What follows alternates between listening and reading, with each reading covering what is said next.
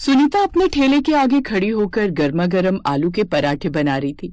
तभी वहाँ दो ग्राहक आते हैं और सुनीता से कहते हैं, दीदी एक प्लेट जल्दी से आलू के पराठे लगा दीजिए। वो क्या है ना, अभी लंच हुआ है, फटाफट खाकर ऑफिस में जाना है। अगर लेट हुआ तो बॉस हाफ डे लगा देगा और घर भेज देगा। हाँ दीदी, ये पागल बिल्कुल सही कह रही है। अरे आज तो हम लंच लाने ही भूल गए, अगर लंच लाते तो इस तरह खड़े ना होते। अरे कोई बात नहीं बहनों, तुम मेरे हाथ के आलू के पराठे खाओगी तो तुम्हें लगेगा कि तुम किसी ठेले का नहीं बल्कि खुद के घर का खा रही हो। और हाँ, अगर आपको ऑफिस जाने में देरी हो रही है, मेरा मतलब आपका लंच खत्म होने वाला है, तो मैं आपके लिए पैक करके दे रही हूँ। आप अपने ऑफिस में बैठकर खाना खा लेना। सुनीता की बात सुनकर दोनों लड़कियां खुश हो जाती हैं और सुनीता करती भी ऐसा ही कुछ है।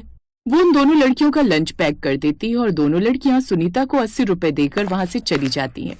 अपने हाथों में 80 रुपए देख सुनीता के चेहरे पर एक प्यारी सी मुस्कान आ जाती है और उस पैसे को वो अपने गले में डाल लेती है। अभी दिन खत्म होने में काफी समय था, पर इसी तरह सुनीता की कमाई भी उस दिन के साथ काफी अच्छी हो रही थी। सारा दिन मेहनत करने के बाद सुनीता अब अपने घर जाती है और अपने पैसों को गिनते हुए खुद से कहती है, आज भी अच्छी कमाई हो गई। भगवान का लाख लाख शुक्र है। प्रभु तुम अपनी कृपा मुझ पर यूं ही बनाए रखना। जब से मैंने ये पराठों का बिजनेस शुरू किया है, तब से मेरी जिंदगी का रुख ही बदल गया है, वरना पहले कितनी दिक्कतों का सामना करना पड़ता था। सुनीता ये बात बोल ही रही थी कि इतने में उसकी छोटी बेटी पिंकी वहाँ आती है और अपनी माँ को इस तरह खुद से बात करता हुआ देख कहती है, माँ क्या बात है, आज कमाई नहीं हुई क्या, जो आपकी आंखें इस तरह गीली हो रखी हैं? सब ठीक तो है ना? किसी ने कुछ कहा?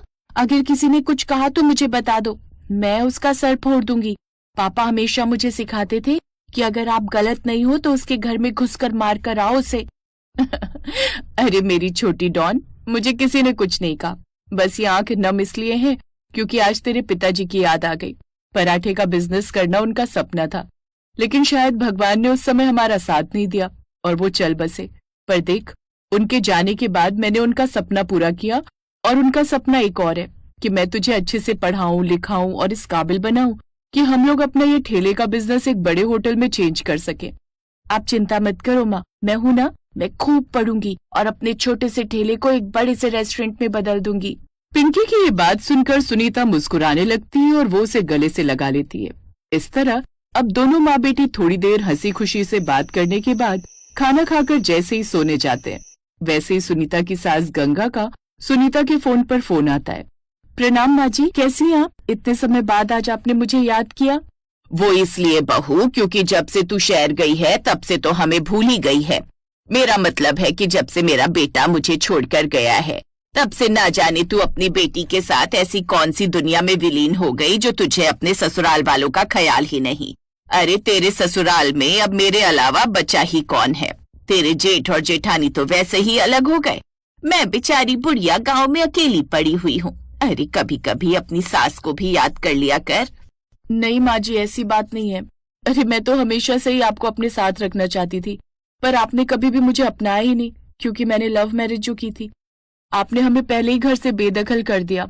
यहाँ शहर आने के बाद भी मैंने कई बार इनको कहा कि हमें माँ के पास चलना चाहिए, पर मुझे बाद में पता चला कि आप हमारी शक्ल भी नहीं देखना चाहती हैं, और अगर आप हमें अपना ही मानती तो उनकी मौत पर भी आती। पर कोई बात नहीं, वो पुरानी बातें हैं।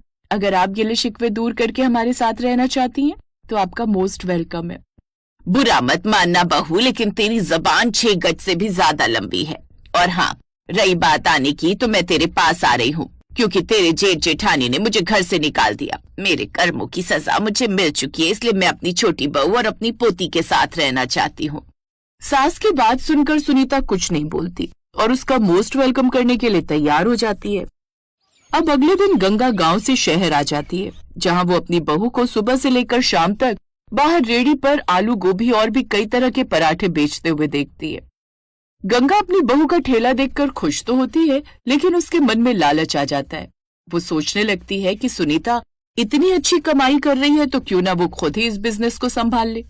ये तो बहुत अच्छा काम कर रही है, इतने पैसे रोज आते होंगे। अब तो मैं शहर आ गई हूँ, मुझे बहू बेटी की क्या जरूरत, मैं खुद ये पराठे बेचूंगी। अगले दिन जब सुनीता सुबह ठेले की तैयारी कर रही होती है तो गंगा उसके पास आती है। बहू, मैं बूढ़ी हो गई हूँ पर मेरे हाथ में अब भी दम है, मैं भी तेरी मदद करूंगी। तू सुबह घर के काम निपटा, मैं ठेला संभालती हूँ। माँ जी, आप क्यों कष्ट कर रही हैं? आप आराम कीजिए, मैं सब संभाल लूंगी। अरे कैसी बातें कर रही है, मैं तेरे पर बोझ नहीं बनना चाहती, तू जा घर का काम कर। मजबूरी में सुनीता को सास की बात माननी पड़ती है। गंगा ठेला संभालती है और सुनीता घर के काम और पिंकी की पढ़ाई में ध्यान देती है। शुरुआत में सब ठीक चलता है। ग्राहक गंगा के हाथ के पराठे भी मजे से खाते हैं, पर कुछ दिन बाद गंगा की पुरानी आदतें वापस आ जाती हैं। एक शाम को पिंकी स्कूल से आकर देखती है कि ठेले पर बहुत भीड़ है। वो अपनी दादी के पास जाती है।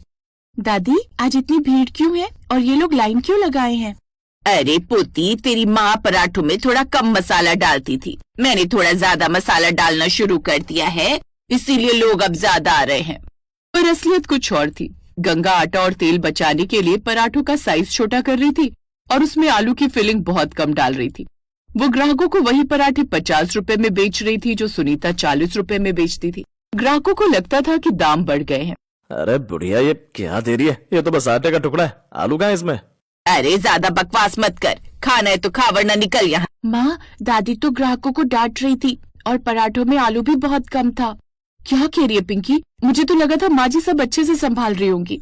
अगले दिन सुनीता छिपकर ठेले पर नजर रखती है। वो देखती है कि गंगा न सिर्फ सामान कम कर रही है बल्कि पुराने ग्राहकों से भी रूखेपन से बात कर रही है। शाम को सुनीता ठेला बंद करके घर आती है और गंगा से बात करती है। माँ जी, मैं देख रही हूँ कि आप पराठों में आलू बहुत कम डाल रही हैं और ग्राहकों से भी ठीक से बात नहीं कर रही है। ये बिजनेस हमारे ईमान पर चलता है, अगर स्वाद और व्यवहार खराब होगा तो ग्राहक भाग जाएंगे। देखती हूँ मैं ये धंधा, मुझे तुमसे ज्यादा आता है। तू पागल है जो इतनी मेहनत करती है। अरे ज्यादा पैसे कमाने हैं तो सामान बेचना पड़ेगा ना। पर इससे हमारी बदनामी होगी। चुप, कल से तू घर में ही बैठ, अब मैं ये ठेला खुद संभालूंगी। पिंकी की पढ़ाई वढ़ाई सब छोड़, अब तू भी मेरे साथ ठेले पर काम करेगी। ये सुनकर सुनीता और पिंकी दोनों दुखी हो जाते हैं। सुनीता को समझ आ जाता है कि उसकी सास का लालच वापस आ गया है।